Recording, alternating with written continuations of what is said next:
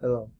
In this video we're going to look at resistance versus conductance and some of the characteristics that they have and how they differ. So first things first, looking at definitions, resistance is defined as, well, first, physically speaking, it's going to be the resistivity of a material, which I have here, resistivity, multiplied the length of that material over the area, or the surface area of the place where the current's flowing through it. So we can see that as the length increases, the resistance is going to go up. If the area increases, there's more area here, so there's going to be the current's going to be less impeded, so more current can flow, and the resistance felt by the current is lower. But then the resistivity here, though, is a intrinsic property which we can't change by changing the length and the area. In other words, it's independent of these two variables here.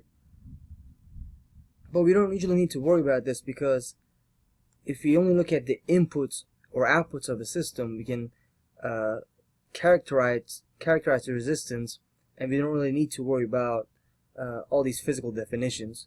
If we simply give it an input, for example a voltage across the resistor, and based on the current that we get flowing through it, we can determine the resistance, as we can see here. And that's going to be a very important idea that we're going to see later, and it's kind of interesting that we can see it for early on. The idea that you can either look at something and write very complicated differential equations for it, or do physics of it, or we can simply give it an input and see what the output is and characterize the system based on that. And just to kind of give you the idea where that's coming from, it's a idea that's very powerful and used in classes such as signals and systems. And this is not just an electrical engineering class. Many mechanical engineers, aerospace, and other engineers take it because it's a very powerful idea. So just to kind of mention that this idea we can already see early on, and we'll get to this later on, and we'll get to use the benefits of looking at the world this way. Okay, so looking at the resistance, that's what it is, and the conductance now is going to be the reciprocal or the inverse of resistance. In other words, if resistance increases, conductance decreases, and vice versa. So what's going to happen is, if you put 1 over R, you're going to get 1 over V over I. So you're going to reciprocate those, and you're going to end up with current over voltage. So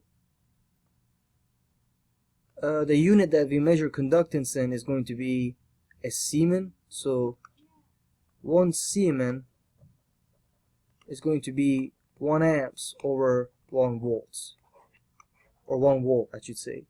Now make it plural. So that is going to be the definition of a Siemen. And looking at this, we can see a similarity here. You can see that the physical description of conductance is going to be some constant here, which in this case is conductivity of a material, and it's going to be the inverse of L over A, which is going to be A over L. So in other words, if you increase the area, the surface area where the current is going to flow, the cross-sectional area I should say, you're going to have more current flowing, and therefore more conductivity has occurred there. And if you increase the length, though, the resistance is going to increase, and therefore there's less current. Current is more impeded or more resisted.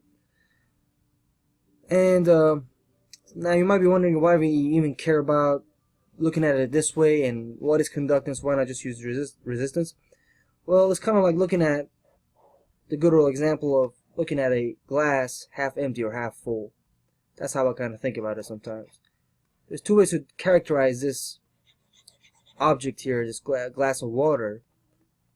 You can either say it's half empty or half full, and another way to think about it, at least how I think about it, is like the following. That is, imagine you were in a party, and first you're just alone and nobody's there, and so suppose somebody cares about how quickly you can get from point A to point B. Well, one way to look at it is how easily you got from point A to point B, and how we're gonna measure that, we don't know. We're just conceptually kind of looking at this example. The other example would be if we put some people here. I'm gonna make them green, little green men. So if you put people here, another way to measure this is how hard was it for you to get from A to point B. And that's kind of the parallel I'm trying to draw here between resistance and conductance. They're exactly the opposite of each other, opposite characteristics, and depending on the application, for example, if you're just doing basic circuit analysis, you're probably going to be working with a resistance here. If you're doing superconductivity or anything that has to do with measuring conductivity of materials and things of that nature, you'll be working with Siemens. So one last thing here is just let's see what we know about resistance and the IV characteristics. From now on, when I say IV characteristics,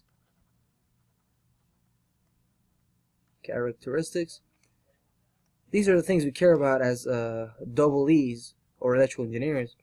And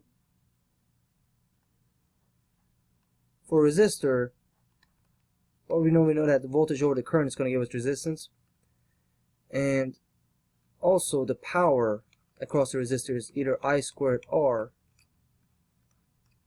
or also, I'm trying to remember this, it's going to be, let's see, if you put, right, so if I solve for I here, I would get V over R, and I put this into here, I would get, let me write it up here, V squared or R squared, or in other words, V squared over R, right? So what was that? That was V over R all squared times R multiplied by R is going to be V squared over R. So that's what we know for resistors. Now for conductivity now, or for conductance, it's going to be the following. So we're basically just going to reverse everything. So P is going to be, let's see, I squared R, which in this case, I am going to say V squared times 1 over R, which is what we have up here. I'm just rewriting it just so it's easier to see. Well, this is just G, or conductance. So V squared G is going to give us power in terms of conductance. And also we can write this as I squared times R. Well, we know G is equal to 1 over R, so R over 1, or just R, is going to be 1 over G, right? So that's going to be I squared over G. So these are some of the things to know here. In the next video, we're going to do some examples and problems for resistance and things of that nature.